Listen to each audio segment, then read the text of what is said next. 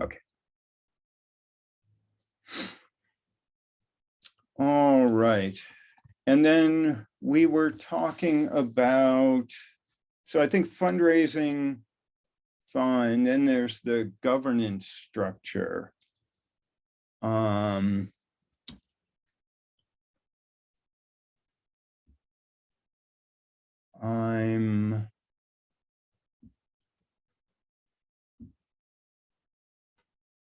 not certain where we stand with this.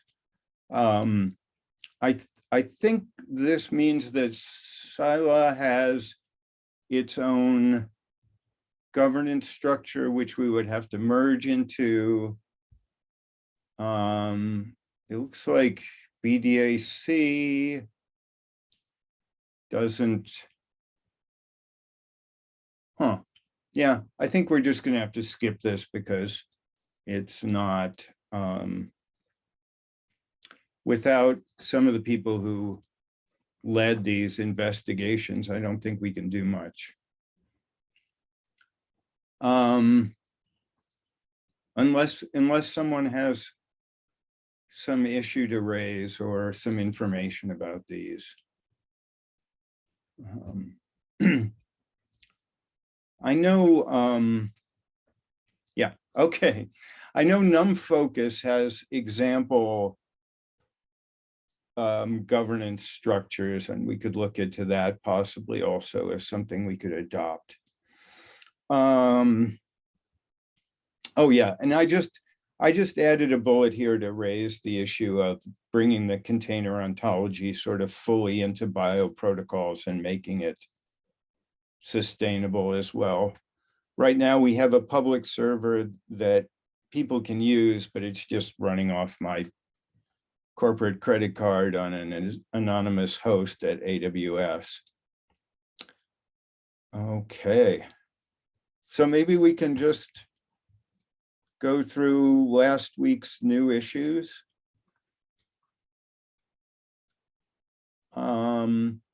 Tim, where did the discussion go about mini prep? I think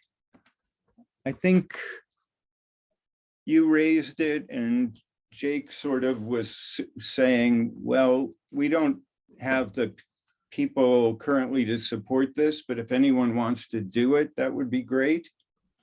Yeah, I had sort of put it out there to see if anyone would be interested in it, and I hadn't heard from anyone quite yet. So I think that's kind of the the answer is that, yeah, maybe a longer term sort of thing. Is this a, oh, okay.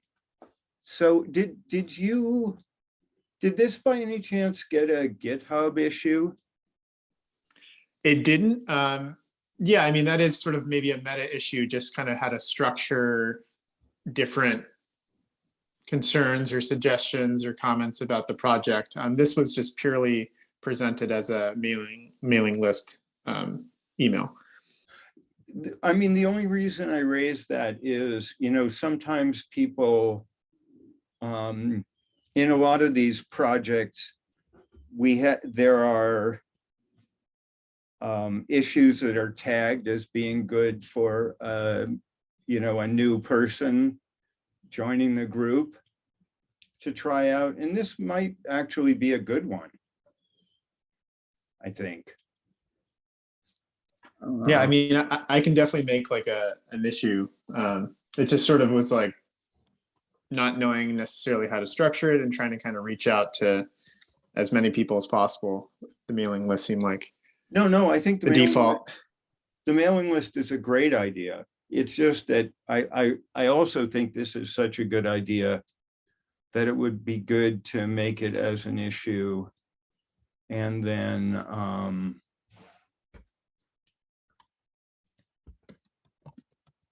a separate cross-referenced. Spelling today is not good.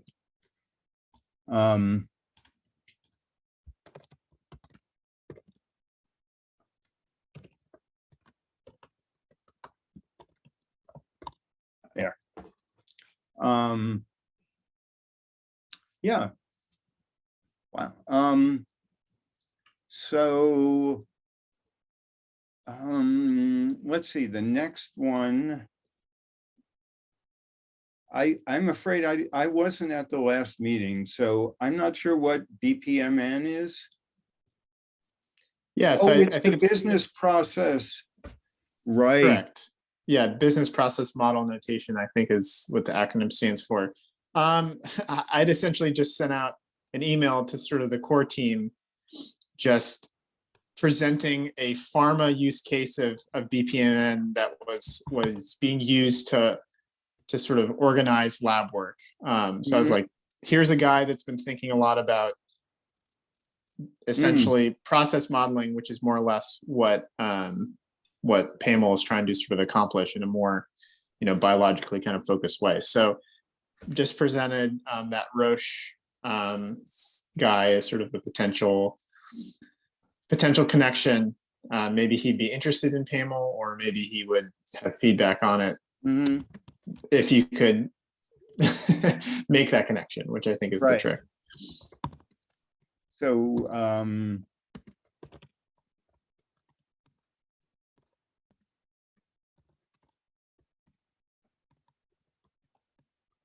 there.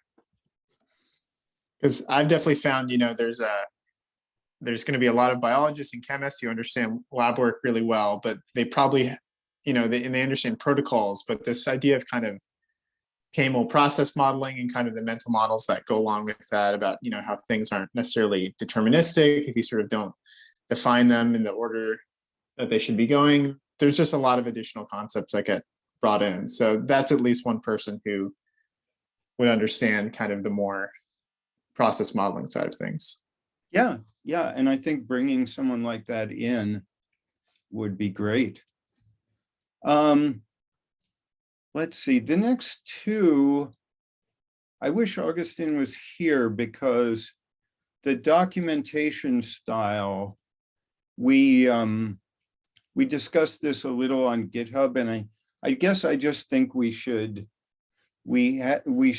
table that until we have some way of voting on what a documentation style should be. I don't know. I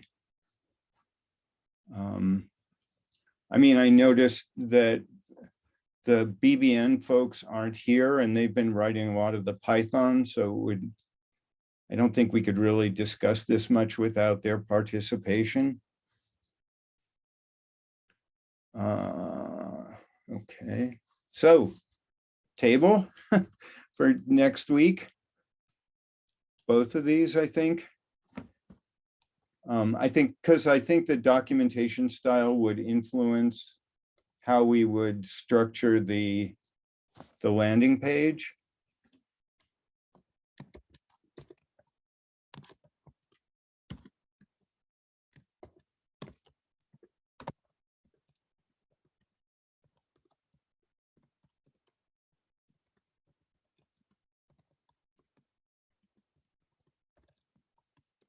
There. Okay. Right.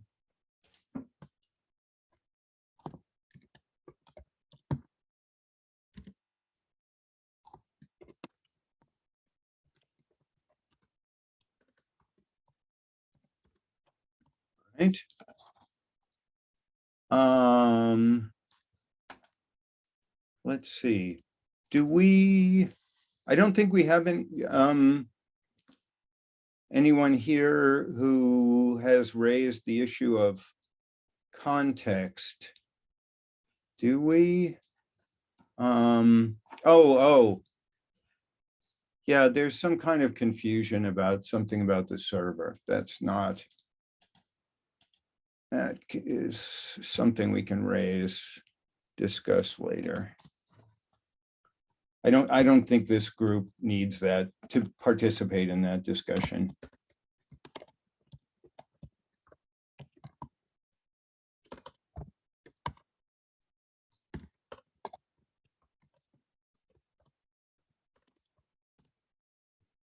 Okay.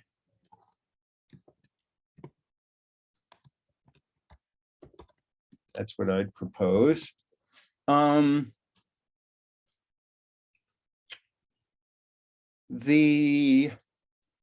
the next issue was whether it would make sense to rename the container ontology to be the labware ontology. You know, as the person who sort of has been owning it so far, I don't have any objection to doing that, but I'm a little worried about what knock-on effects that might have.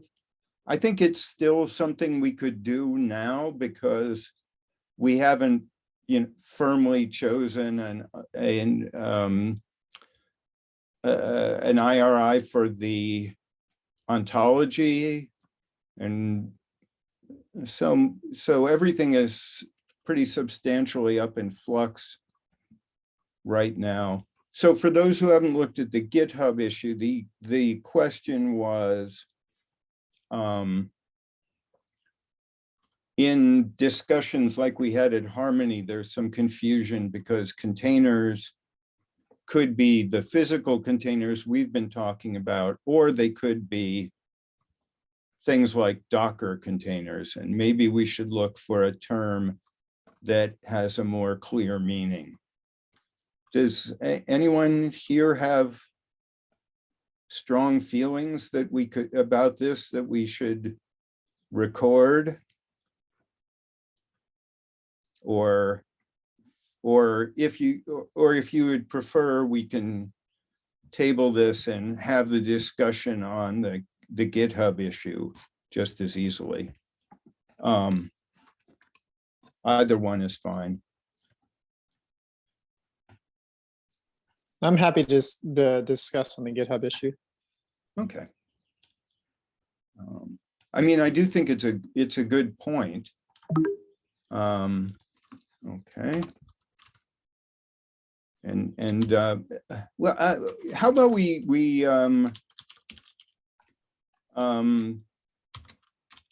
revisit next meeting on the grounds that if we want to move the discussion elsewhere, it might be good to have more people aware of that movement, and see if anyone who isn't here this week has strong feelings about the issue. Okay. Let's see, culture primitive. Tim, you were going to talk to Brian about this. I don't know if. Yeah, I guess I haven't like atted him on the GitHub issue. So I guess I could probably do that. Yeah. I think if you have access to it, you could assign it to him, at least tentatively. And if you aren't able to, send me a message and I can do it too. At least he could be temporarily in charge of that issue. I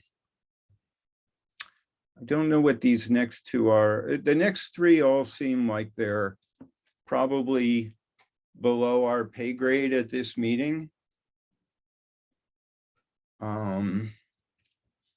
So I propose they're probably best dealt with on GitHub unless there's an objection. Okay.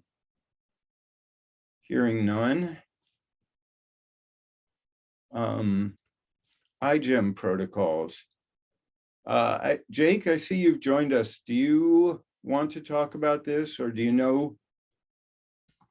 So the Interlab just kicked off, and Brian shared, I think, not all the protocol. So this is not the full Interlab, but the trial Interlab.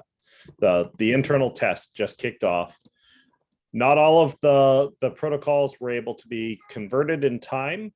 So some of the ones that people are using are by hand, but some of them are PAML generated. Okay. And the problem with conversion in time wasn't really PAML, it was people not finalizing what the protocol was until the very last moment, such that there just wasn't time for him to convert it into PAML. Okay.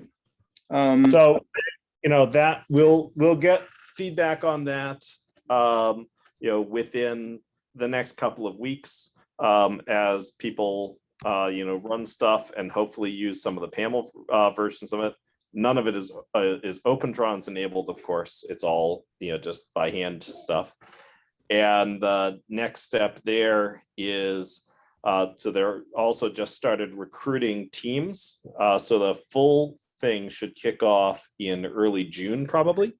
And the goal is to have everything updated and ready to go with that.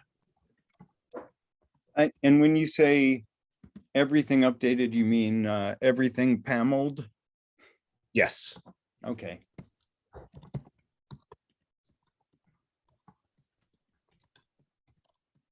And was I right when I said that that the PAML generated our markdown?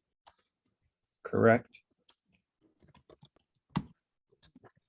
Yes, that is correct. Okay, great. There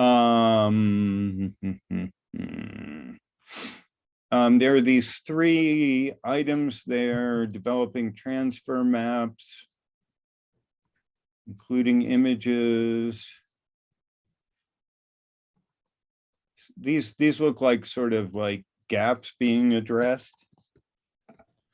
Yeah, there are things that needed to get sorted out in order to work that. And I know that there are at least patch versions of those that Brian was able to work out and is working with Dan on trying to incorporate his kludges, back with the mainstream. Right. Okay. Brian solutions.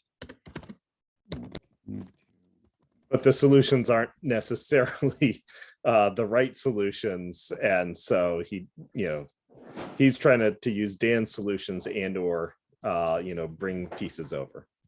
So unfork. Okay. Right. Okay. Wow. Well,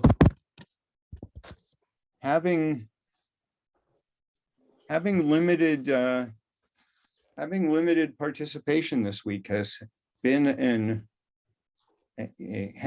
definitely had a silver lining, as we're coming up on the half hour and mostly done. Before we knock off, are there new issues that we need to raise, either to discuss here or to put on the agenda for next week? So I missed the first portion of it. Did you already talk about the governance in options and updates? Well, no one much involved in the governance was here. So we ended up basically skipping over all of that pretty much. Would you like to revisit it now that I'm out of computer hell? Yes. And be able to be here? Sure, if you'd like to. Well, I tell you what, should we, since I raised the question, should we sort of go around and anyone who wants to raise a new issue, even if it's just, could we talk about this next week? We'll do that and then go back to talking about the Sure. governance issue. I'll sort of going once, going twice, gone. Okay, if anyone, just didn't get unmuted or something in time, feel free to chat new issues either to the group as a whole or directly to me, and I'll make sure they appear in the notes for the meeting. And Sure, Jake, take it away. Okay, so I reviewed Open Collective and shared a document on that. I don't know if that's made it into your notes or not, because I'm only seeing the left half of your screen. Like I'm seeing part of the notes.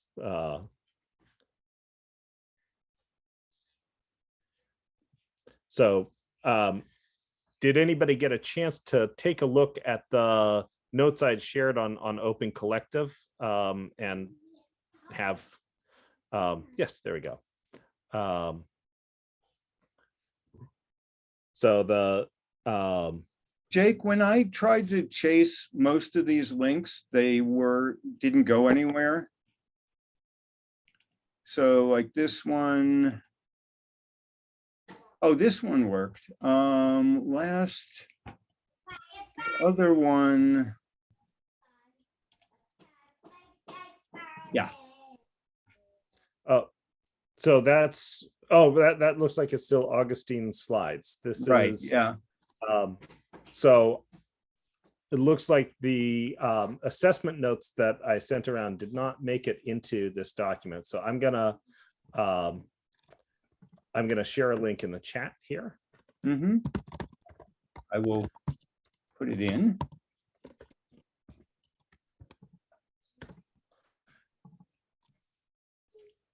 So did anybody have a chance to look at this before now?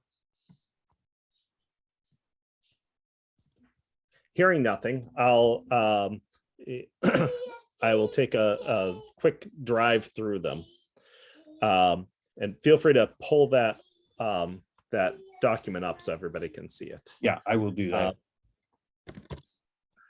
Yeah. So Open Collective is a possible host organization for us to set up within that it had been suggested by Augustine at Combine. Combine had thought about this previously, but I think Combine hasn't been very motivated to work out anything regarding funding because most of the people doing most of the activities are really just primarily academic. So they have all their own sources and don't really have much collective expense that's not covered by the grants people are doing for themselves anyway. Open Collective has a few different classes of things, and it's basically you make an organization and you connect with a fiscal host, and there's several different fiscal hosts, or you can provide your own bank account and accounting services. If we did it, we would want to connect with a fiscal host, and in our case, that would be the Open Source Collective, which is basically provides the accounting services, including transparency, handling payments, in and out, etc. Open Source Collective is pretty easy to work with, it looks like, and there are some big things that are run through there. The actual requirements are very lightweight. Basically, you just need to have very minimal governance identified, OSI approved licenses, that's not an issue, and then some sort of demonstration of sufficient interest for this to be an ongoing concern. Anything that has at least 100 stars on GitHub is apparently automatically approved. Anything else, you basically have to make your case that you have enough activity, and I think we wouldn't have any problem making that case. Also, I apologize for the Frozen concert in the background that may be coming through to you folks. So I think that we could work with them. The pros, it's very lightweight, transparent, and they don't really put any regulations on you. And it has been used very successfully by other organizations. I put a few examples of amounts of funding that get run by some of these larger projects on it. Most of those have at least one big donor company.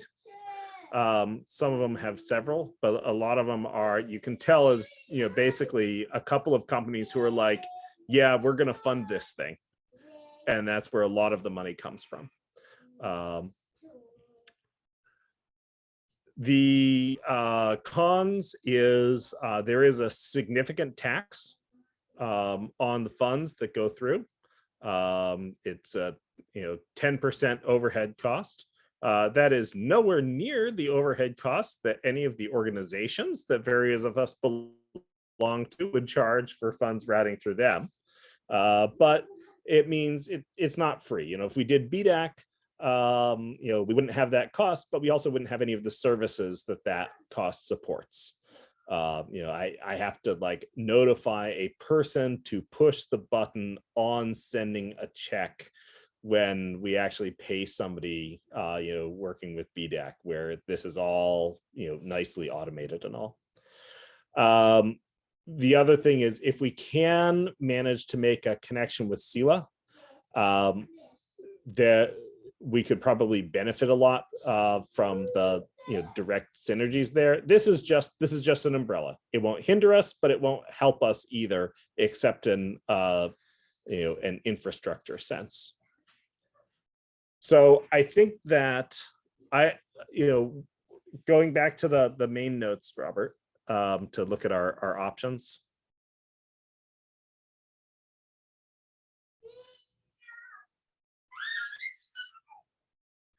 So, the primary options that we've been considering was, affiliating with Sila in some way, doing Open Collective, or doing BDAC, and we had already ruled out making a new organization.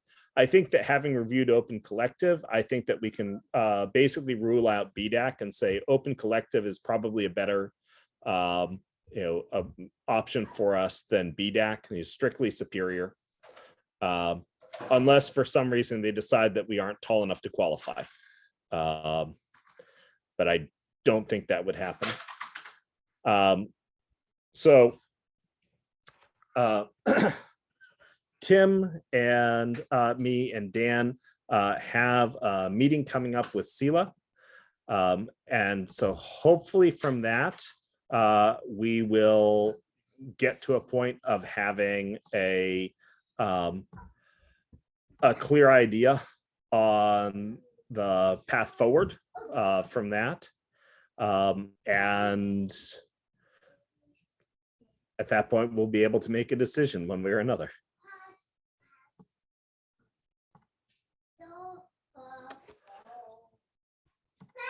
So Tim, I'm sorry, I'm having a calendar failure right now. I'm looking for the Sila meeting and trying to remember which day is it on. I thought it was on Friday. Yes, there it is. Yes, it is. Yeah, hidden under another thing on my calendar. The calendar I'm looking at has several calendars on it. Yes, because we're meeting with these other folks on Thursday who are affiliated with Sila, but that's not the Sila discussion. That's with the Python Lab folks. And correct. Yeah, they're just academics that have been working in this space that, they're working on something that's much like PAML, but probably not as, far along. So if they could get on board, I think that would be a nice team to have. Yep, but that's orthogonal from the Sila discussion. So I think by this time next week, I suspect we wouldn't, I don't think we can possibly have a yes from Sila. We might have a no from Sila, which would give us basically a go ahead on, we want to use Open Collective. We'll either have a no or we'll have a path forward with Sila for resolving the question in the near term. Because I think by the end of this month, we kind of need to be at a place where we're making a commitment one way or another so we can set up the governance and start fundraising. So that's my take on where we are. Thoughts and questions?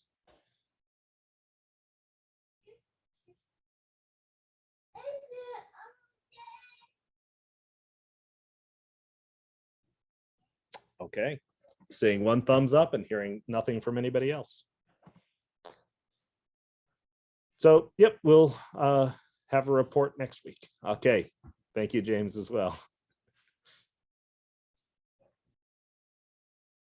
So that's all that I had. If people aren't wanting to discuss there, I know we are going to, when we get to the governance point, we're gonna definitely have more complicated discussions that a lot of people are going to have strong opinions on. But I just don't want to go there yet until we know we're going open collective or SELA, because if we end up working with SELA, that may de facto set some of the key things about our governance.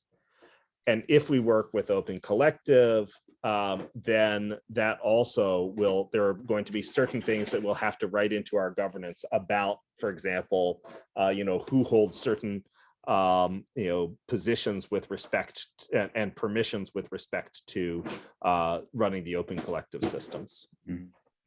So, I would have guessed that both of them would have requirements that come that about accountability that are dictated by the need, the need to operate fiscally responsibly.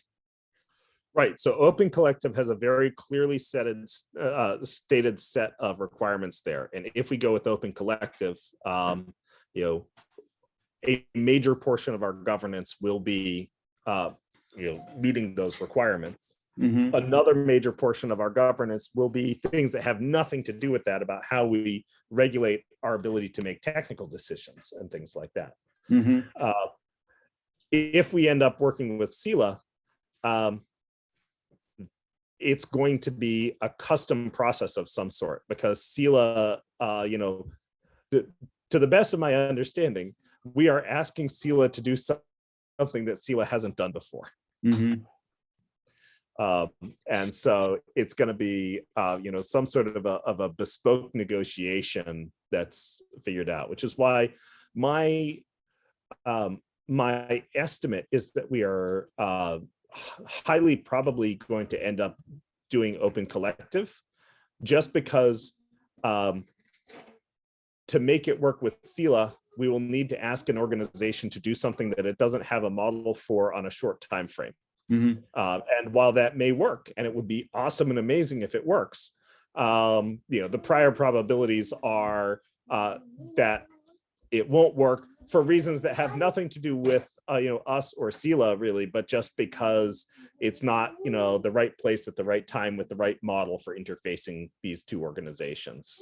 Okay, so am I right in thinking that an advantage of SELA would partly be that they already have some sponsorship set up, and that there would be less of that sort of work to be done by us if we were to join still them? need to do significant work. I don't think we could just be like, oh yeah, SELA will raise money for us. That's not what they would be doing.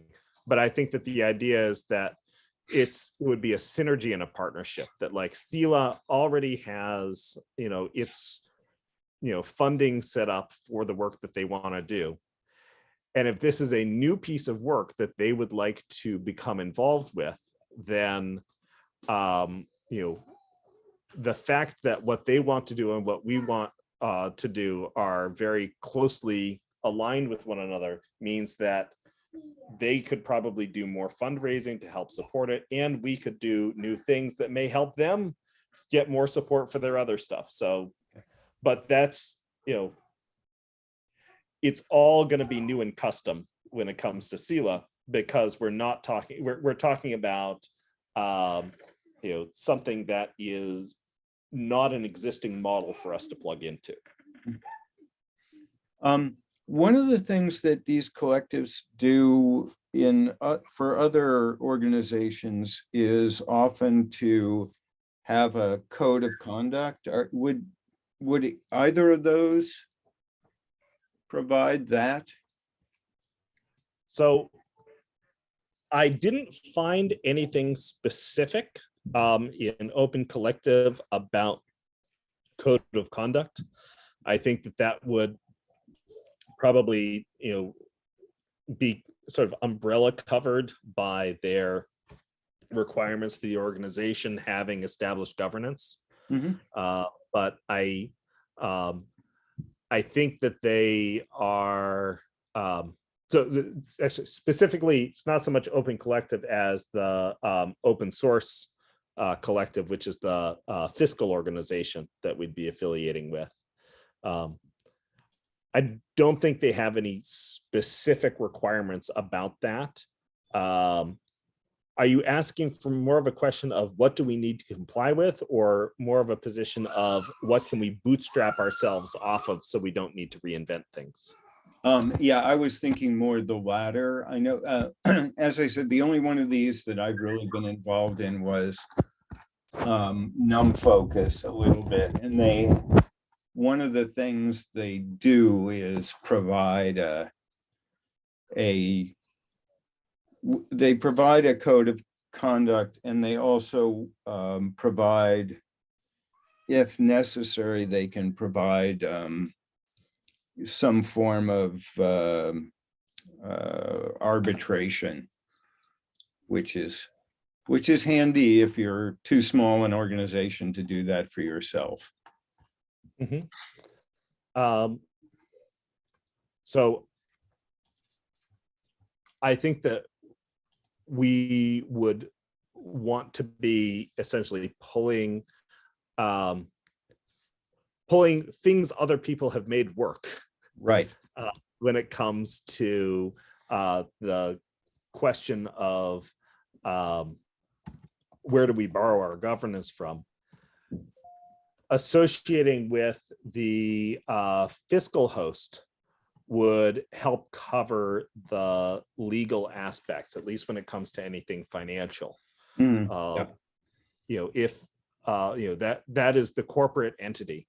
Now, if you, Robert Goldman, get sued for defamation by Bill Gates for saying that Microsoft is not cool, then that's a whole different problem. But if they want to attack the bioprotocols, then they would be attacking a project of the fiscal host, who would then take on the responsibilities for the defense of the corporate entity. Mm-hmm. Yeah, no, I think what the part of the service there is they provide is what you do if somebody misbehaves at one of your in-person hackathons or is abusive on your mailing lists or something like that, and they know how to deal with it. And we should just see if it doesn't look like Open Collective does that, but maybe they do. I'll poke around, see what I can find. Yeah, I think they aren't going to help us prosecute somebody. No, like I said, they, if you were the Open Astronomy code project, and there's only 8 people, and then you get into some trouble like this, it's a lot easier if you have them to handle things for you. That's kind of the service they provide there.